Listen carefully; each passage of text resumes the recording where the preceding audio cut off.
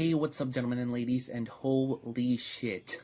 I've been up for like 3 hours researching this. It is currently 5 in the morning, but I had to make this video. I cannot believe that I've been so blind. How am I just now barely making this connection? Only 8 days before the game releases. Guys, I think I figured out Final Fantasy 15.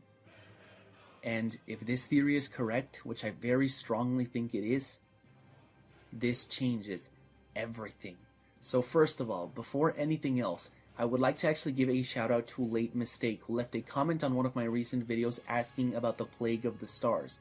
Now, he, I'm not really sure, asked if I could make a video basically explaining what the plague was, since I mention it quite often, but I haven't really ever gone into too much detail on what it is. And I decided, why not, right? But in the middle of making that video, I made a connection that had been staring us in the face for the longest time. Yet I had not pieced 1 and 2 together. Now, before I actually get into this video, I need to go into a little bit of backstory. See, this entire video is going under the fact that Final Fantasy 15 is a part of the Fabula Nova Crystallis. Now, if you don't know what that is, then don't worry, just bear with me for a second. I know that if I don't bring this up right now, I will get comments about it, so let me go ahead and say it. Yes, Final Fantasy 15 is still connected to the Fabula Nova Crystallis. I made an entire video explaining why and actually going into Tabata's direct quote, which you can find in the description, so there's that. And second, if you guys know what the Fabula Nova Crystallis is but aren't completely caught up with the entire mythology across the now 5 games that it spans, then don't worry. I also made a video dedicated to explaining the mythos. I even kind of pseudo-animated it to try and make it as easy to understand as possible, so if you guys want to check that out, you will also be able to find that in the description. Once you have watched that video, come back to this one because you will need it to know what's going on.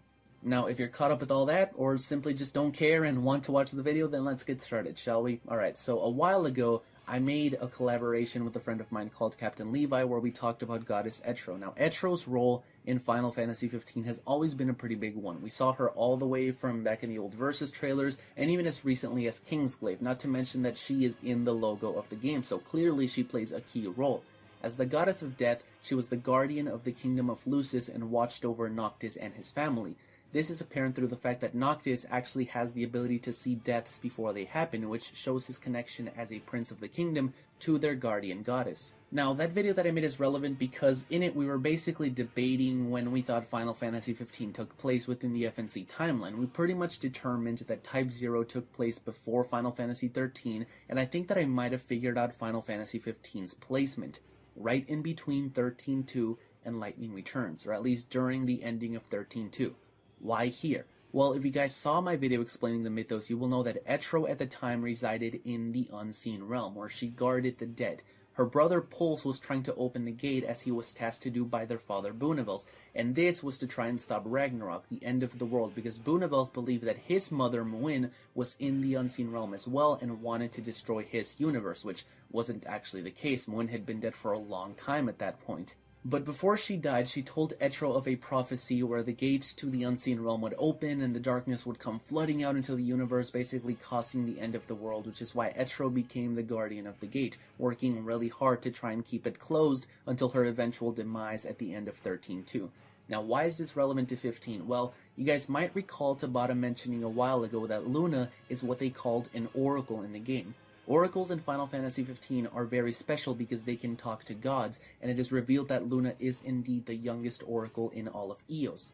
Now, while Pulse and Lindsay created Grand Pulse and Cocoon, there was never any mention of Eos, and I speculate that this is because Eos was actually made by Etro herself. We do see a winged woman that looks very similar to the one from the logo at the top of the Creation Genesis artwork, which leads me to believe that she is the goddess of this land, so the quote-unquote gods that Luna would be speaking to as an oracle in Final Fantasy 15 would be Etro.